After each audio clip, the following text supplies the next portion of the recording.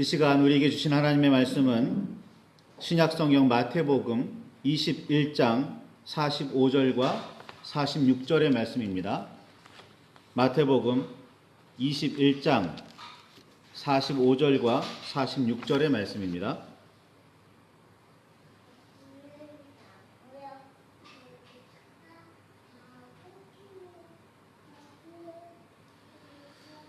찾으셨으면 우리 함께 말씀을 봉독하시겠습니다. 대제사장들과 바리새인들이 예수의 비유를 듣고 자기들을 가리켜 말씀하신 줄 알고 잡고자 하나 무리를 무서워하니 이는 그들이 예수를 선지자로 알미었더라. 아멘. 주님 우리의 마음을 여시어 말씀을 깨닫게 하옵소서. 아멘. 주님의 사랑과 그 크신 은혜가 저와 여러분 안에 가득하기를 소망합니다. 예수님께서 여러 마을을 다니시며 말씀을 전하셨습니다. 처음에는 예수님을 찾아 나온 사람들에게 야외에서 말씀을 전하시며 질병을 고치시고 귀신을 쫓아내셨지만 어느 순간부터는 마을에 들어가셔서 누군가의 집에 머무시는 동안에 모여든 사람들에게 말씀을 전하십니다. 물론 이런 일들은 딱 이렇게 구분되어서 언제부터 이렇게 되었다가 아니라 이런 일들이 병행해서 같이 일어나고 있었습니다. 그리고 또 차츰 어느 마을에나 있는 회당에서 가르치시다가 예루살렘에 들어가셔서 마침내 성전에서 가르치시게 됩니다. 예수님의 가르침에는 남다른 권위가 있었고 말씀을 드리려고 혹은 병 고침을 받기 위해 또는 빵을 얻어 먹으려고 많은 사람이 따르기 시작했습니다. 유대 지도자로 존경을 받고 있던 제사장들, 서기관들, 바리새인들, 사두개인들은 점점 예수님을 경계하거나 시기하기 시작했습니다. 시간이 지나면서 경계와 시기는 예수님을 죽이려는 모의로 이어졌습니다. 처음에는 독사의 자식들이라는 예수님의 비난을 직접 들은 몇몇 사람들의 분노에 찬 생각일 뿐이었지만 예루살렘에 가까워지면서 이런 현상은 더욱 심각해졌고 예수님께서는 그런 상황을 너무나도 잘 아시면서도 예루살렘에 들어가십니다. 이스라엘 역사상 첫 성전을 지으면서 솔로몬 왕은 여호와께서 참 캄캄한 데 계시겠다 말씀하셨사오나 내가 참으로 주를 위하여 계실 성전을 건축하였사오니 주께서 영원히 계실 처소로소이다 라고 그렇게 하나님 앞에 아뢰고 있습니다. 열왕기상 8장 12절과 13절의 말씀이지요. 그리고서 사람들이 성전을 향해서 기도할 때에 들으시고 죄를 용서해 달라고 여러 차례 기도합니다. 그리고 백성들에게 성전 중심의 삶을 선포합니다. 이에 대해서 하나님께서는 열왕기상 9장 3절에 이 성전을 거룩하게 구별하여 내 이름을 영원히 그곳에 두며 내 눈길과 내 마음이 항상 거기 있으리니 라고 그렇게 말씀하십니다. 그러나 하나님께서는 만일 솔로몬이든 그 후손이든 이스라엘이든 다윗처럼 마음을 온전히 하고 마음을 바르게 하여 하나님 앞에 행하지 않거나 하나님의 법도와 율례를 지키지 않으면 다윗의 후손이라도 왕위에 오를 사람이 끊어질 것이고 이스라엘을 끊어버릴 것이며 하나님께서 거룩하게 구별하신 성전이라도 던져버리겠다고 선포하십니다. 열왕기상 9장에 보면 이 이야기들이 모두 기록되어 있습니다. 솔로몬 성전은 하나님의 집이고 하나님께서 눈과 마음을 두시겠다고 약속하셨으니 이제부터는 무조건 예루살렘에 있는 성전을 중심으로 살라고 솔로몬은 선언했지만 하나님께서는 하나님의 뜻과 말씀을 저버리면 성전은 아무것도 아니게 되리라고 선포하셨던 겁니다. 솔로몬은 성전을 중심으로 살라고 말하지만 하나님께서는 법도와 율례를 삶의 중심에 두라고 말씀하십니다.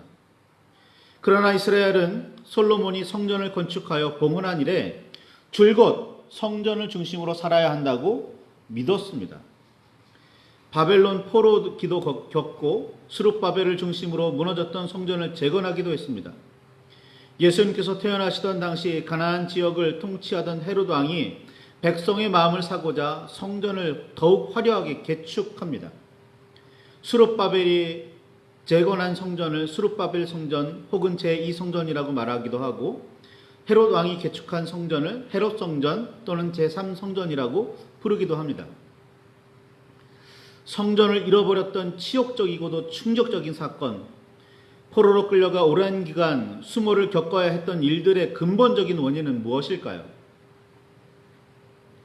포로에서 해방되어 돌아와 성전을 재건하고 더욱 화려하게 개축하기는 했지만 여전히 혼란했던 역사적 자취들의 근본적인 원인은 무엇일까요? 모두 하나님의 뜻을 저버리고 하나님의 말씀을 듣지 않으며 하나님의 법도와 율례를 어긴 결과였지만, 이스라엘 민족 또는 유대인들은 여전히 성전에 매여 있었습니다. 하나님의 법도와 율례를 중요하게 여기기는 했지만 그 권위는 성전에 기반을 두고 있었습니다. 하나님의 법도와 율례 그리고 성전 둘 중 어떤 것이 신앙생활의 기초라고 생각하십니까? 유대 전역에 복음을 전하시던 예수님께서 예루살렘에 들어가시던 시절에도 그들은 여전히 성전을 중심에 두고 있었습니다. 제사장들이나 서기관들, 바리새인들과 사두개인들 모두 성전을 중심으로 활동했으며 성전을 무엇보다도 중요하게 생각하고 있었습니다. 하나님께서는 솔로몬에게 눈과 마음을 성전에 두겠다고 말씀하셨지만 솔로몬 이래 이스라엘 사람들은 하나님께서 예루살렘에 있는 성전에만 임하여 머무신다고 믿었습니다. 참 대단한 신앙입니다. 하나님의 계명이든 장로들의 전통이든 율법의 권위도 성전에 기초하고 있으니 유대의 지도자들은 당연히 성전을 중심으로 활동하고 있었습니다. 이런 때에 예수님께서 예루살렘에 들어가셨고 성전에 들어가십니다. 랍비라면 성전을 중심으로 하나님의 법을 선포했으니 예수님을 뛰어난 랍비로 알던 사람들은 엄청난 기대를 품고 예수님의 뒤를 따랐습니다. 예수님의 가르침은 성전에서도 인정하는, 성전에서 선포되는 하나님의 말씀이구나. 그런 기대를 가졌던 거죠. 성경에 기록된 이야기의 순서에 따르면 예루살렘 성전에 들어가신 예수님께서 가장 먼저 성전 안에서 매매하는 모든 사람을 내쫓으셨습니다. 그리고는 마태복음 21장 13절에 있는 말씀처럼 내 집은 기도하는 집이라 일컬음을 받으리라 하였거늘 너희는 강도의 소굴을 만드는도다 라고 말씀하십니다. 그냥 담담한 타이름이었을까요? 아니면 커다란 외침이었을까요? 성전의 권위를 대행하고 있던 사람들이 제사장과 서기관과 바리새인과 사두개인이었으니 그들의 허락 없이는 성전 안에서 매매가 이루어질 수 없었습니다. 이런 매매를 허가해 주면서 중간에서 이익도 챙겼습니다. 그러니 예수님의 외침은 단순히 매매하는 사람들만 향하고 있지 않습니다. 그런 일들을 허락한 사람들에게도 향해 있었습니다. 사람들이 장사하던 장소가 구체적으로 성전에 해당하는지 아닌지는 중요한 문제가 아닙니다. 그들의 매매 행위 자체의 문제도 아닙니다. 예수님께서 지금 하나님을 온전히 섬기고 있는지를 물으시고 계시는 겁니다.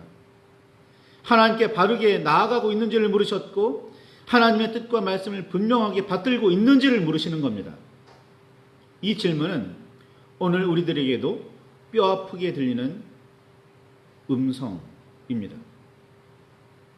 하나님을 사랑하고 이웃을 사랑함이 온 율법과 선지자의 강령이라고 말씀하신 예수님께서 선한 사마리아인의 비유를 하신 데는 분명한 이유가 있습니다.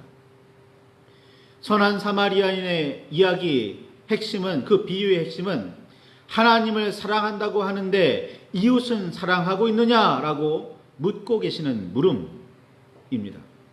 이 사실을 분명하게 새기시기를 바랍니다. 성전에서 외치시는 예수님의 음성을 들은 유대의 지도자들은 발칵 뒤집힙니다. 성전의 권위는 상하게 하지 않은 듯한데 자신들의 권위는 심하게 무시당했다고 생각합니다. 요한의 기록에 따르면 요한복음 2장 19절의 말씀이지요. 성전에서 장사하는 사람들을 쫓아내실 때 너희가 이 성전을 홀라 내가 사흘 동안에 일으키리라 라고도 말씀하셨습니다. 그러니까 유대의 지도자들은 성전에 대한 권위도 심하게 훼손되었다고 생각합니다. 그들이 생각하기에 엄청난 역사적 자치가 있고 인적 물적 자원이 들어간 성전을 겨우 사흘 만에 다시 지을 수 있다는 말은 성전에 대한 이만저만한 모독이 아닙니다. 성전에는 범접할 수 없는 권위가 있는데 성전에 대해 함부로 말하다니 절대 용납할 수 없는 언사라고 생각합니다. 그렇지 않아도 어떻게 하면 예수를 죽일 수 있을까 모의하던 이들에게는 결정적인 동기가 됩니다.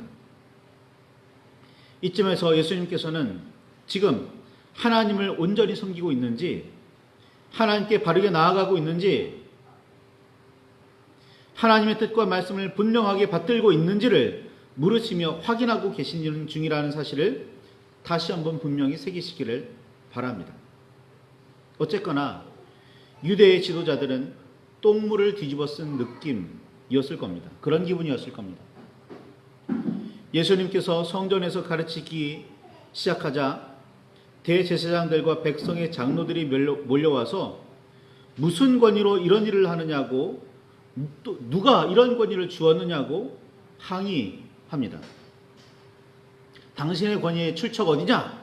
라고 말합니다.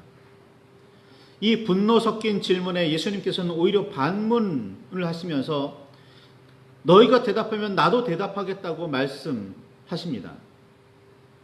뭐라고 부르시냐면 마태복음 21장 25절에 요한의 세례가 어디로부터 왔느냐? 하늘로부터냐? 사람으로부터냐? 라고 물으십니다. 이 질문을 들은 그들은 고민하기 시작합니다. 만일 이후에 있는 말씀, 따라 나오는 말씀을 보면 아시겠지만 만일 하늘로부터라면 어찌하여 그를 믿지 않았느냐 할 것이요, 만일 사람으로부터라 하면 모든 사람이 요한을 선지자로 여기니 백성이 무섭다라는 의견이 대세였습니다. 하나님의 말씀이라면 누가 뭐래도 믿고 따랐어야 했습니다. 누가 뭐라고 한다고 해서 그 말씀의 권위나 가치가 떨어지지도 않을 뿐더러 떨어질 수도 없습니다. 오히려 의심하는 백성에게 믿어야 한다고, 이것이 옳은 길이고 마땅히 해야 할 일이라고 어떤 어려움이 따라도 가르쳐야 하고 그 길을 걸어가야 합니다.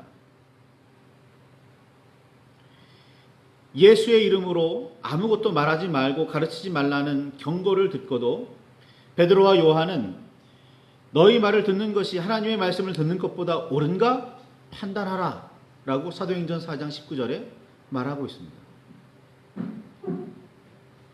바울은 갈라디아서 1장 10절에 내가 사람들에게 좋게 하랴 하나님께 좋게 하랴 사람들에게 기쁨을 구하랴 내가 지금까지 사람들의 기쁨을 구하였다면 그리스도의 종이 아니니라 라고 말하였고, 또 데살로니가전서 2장 4절에는 오직 하나님께 옳게 여기심을 입어 복음을 위탁받았으니 우리가 이와 같이 말하면 사람을 기쁘게 하려 함이 아니요 오직 우리 마음을 감찰하시는 하나님을 기쁘시게 하려 함이라 라고도 선언하고 고백했습니다.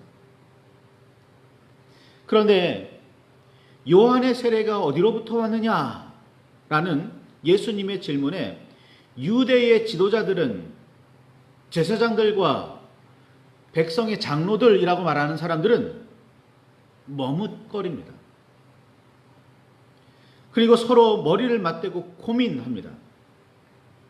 더구나 많은 사람이 요한을 선지자로 여기고 있으니까 잘못 말하기라도 하면 민심을 잃을 수 있다고 생각한 끝에, 위협을 느낀 끝에 잘 모르겠다고 대답합니다.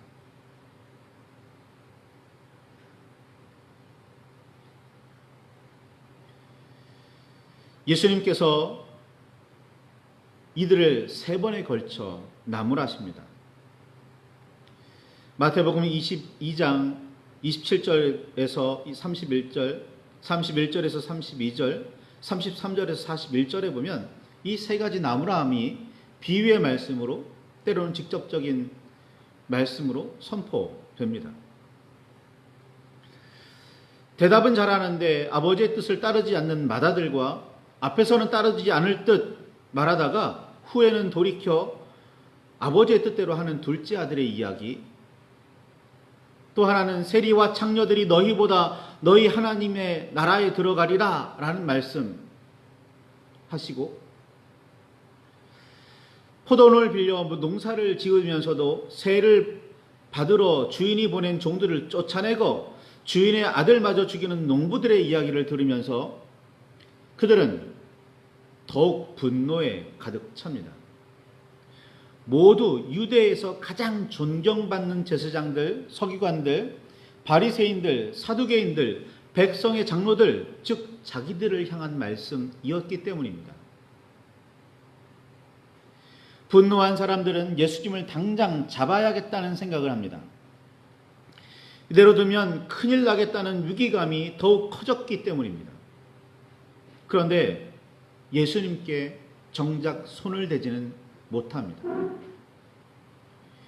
예수님의 비유들이 모두 자기들을 향한 말씀이고, 심지어 감히 유대에서 가장 존경받는 지도자들이자 권위자들인 자신들에게 잘못하고 있다고 꾸짖고 나무라며 못마땅하게 여기는 말씀들이어서 참을 수 없는 지경에 이르렀지만 그들은 참을 수밖에 없었습니다. 왜요? 잡아가두고 싶은 마음은 굴뚝 같았는데 사람들이 예수를 선지자로 알고 따르고 있었고, 심지어 그 순간 당장 주변에 보는 눈이 많아서 실행에 옮기지를 못했던 겁니다. 사람들이 어떻게 보는지에 따라 자신의 행동이 달라지고, 사람들이 어떻게 생각하는지에 따라 태도가 바뀝니다. 심지어는 생각도 바뀌죠. 주관도 신념도 달라지는 경우가 있습니다. 코로나19 바이러스로 인해 일어난 엄청난 상황에 교회가 수동적으로 대처한 모습이 매우 아쉽고 안타까운 이유입니다. 그 수동성이 정부의 정책이나 언론과 여론의 요구에 근거하고 있다는 사실이 더욱 마음 아픕니다. 한심스럽기까지 합니다.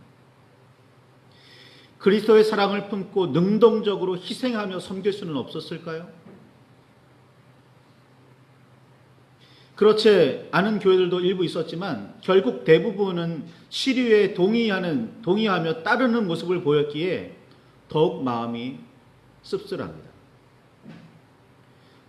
언제부터인가 세상에 이리저리 끌려다니는 모습을 보이는 교회와 성도가 너무나 불쌍하게 보입니다. 하나님의 말씀이라면, 하나님의 뜻이라면, 이것이 하나님께 영광이 되는 일이라면 목숨을 걸고라도 지켰어야 하는데 그런 모습은 별로 보이지 않았습니다.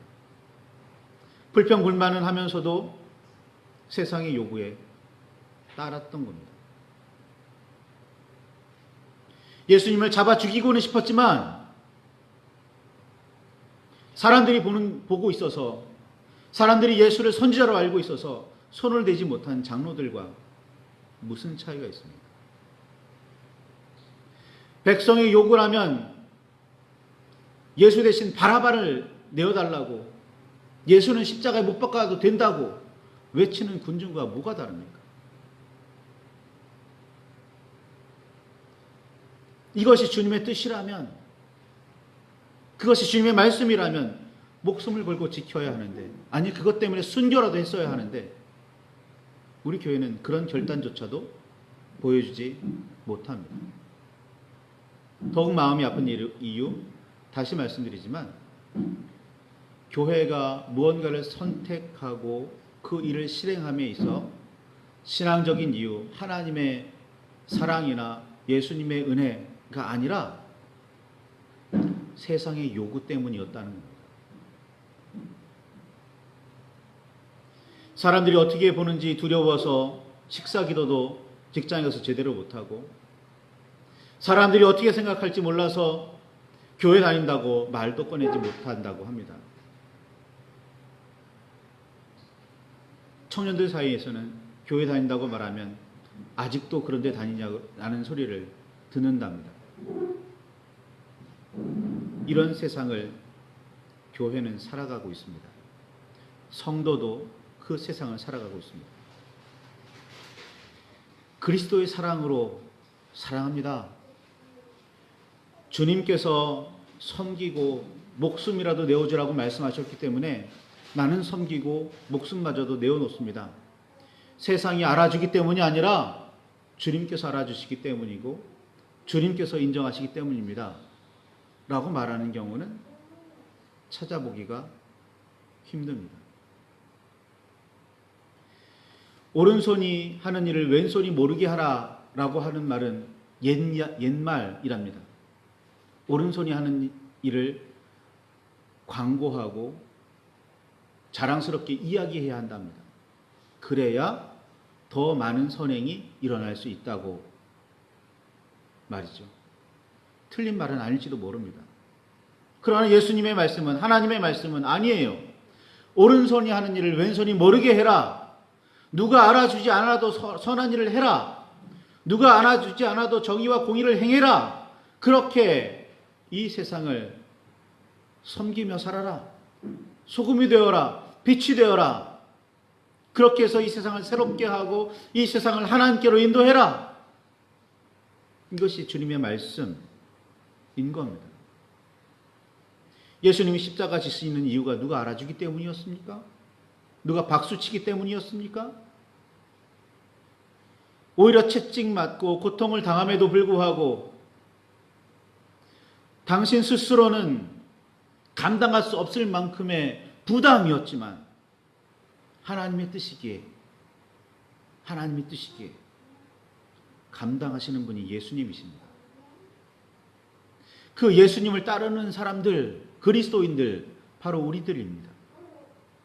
그런데 세상의 요구나 세상의 입금에 따라 변화하고 따라가는 교회의 모습, 무언가 크게 잘못되어도 잘못되었습니다. 세상이 중요하십니까? 하나님이 중요하십니까? 언론에서 신문 기사 한두 개 내주어야 선한 일을 하고 누군가를 돕습니까? 아니면 해주지 않아도 당연히 해야 할 일이라고 그렇게 선한 일을 하고 계십니까?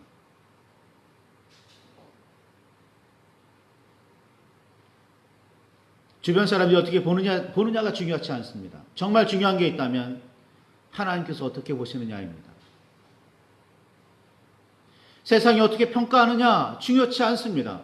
정작 중요한 건 하나님께서 어찌 보시느냐입니다. 예수님께서는 외식하는 자들이라고 책망하셨던 이들이 삶의 모습을 보시며 그렇게 말씀하셨습니다. 저들은 이미 상을 받았다. 그 상이 누가 주는 상이에요? 세상이 주는 상이죠. 그런데 은밀한 중에 너희가 행할지라도 하나님께서는 은밀한 중에 보시고 은밀하게 너희에게 은혜를, 복을 베푸실 것이다. 성경은 분명히, 예수님은 분명히 말씀하셨습니다. 그러나 우리는 이제 은밀한 중에 일어나는 일들은 중요하게 생각하지 않는 경향이 너무 강합니다. 누가 보아주기를 바라고, 누가 칭찬해 주기를 바라고, 누가 그렇게 말해야만 하고 자기 주관 없이, 생각 없이 살아가고 있는 건 아닐까요? 아니, 신념이나 믿음도 없이 세상의 요구에 따라 흘러가는 건 아닐까요? 깊이 묵상하시며 기도할 수 있기를 소망합니다.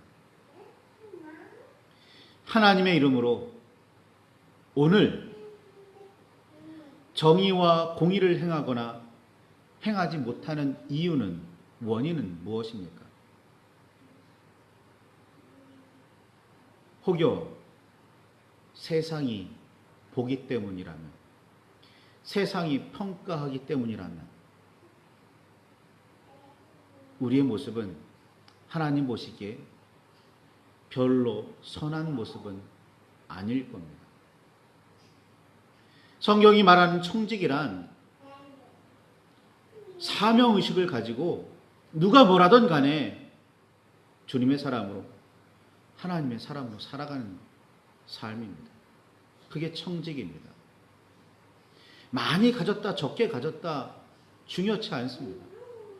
가진 것을 가지고 하나님께 영광을 돌리며 세상을 섬기며 살아가고 있느냐. 오늘 말씀을 들고 깊이 묵상하시며 기도하시기를 바랍니다.